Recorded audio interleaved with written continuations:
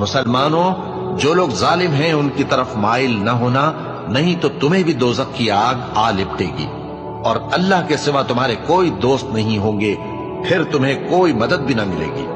और दिन के दोनों सिरों यानी सुबह और शाम के औकात में और रात की चंद सातों में नमाज पढ़ा करो। कुछ शक नहीं कि नेकियां गुनाहों को दूर कर देती हैं।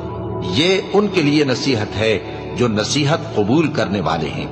और सब्र किए रहो कि अल्लाह नेकुकारों का अज्र जाया नहीं करता। तो जो उम्मतें तुमसे पहले गुजर चुकी हैं, उनमें ऐसे होशमंद क्यों न हुए जो मुल्क में खराबी करने से रोकते।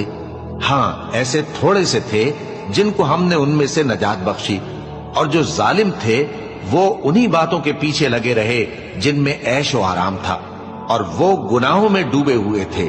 और तुम्हारा परवरदिगार ऐसा नहीं है कि बस्तियों को, जबकि वहां के बाशिंदे नेकुकार हों, अज़राहे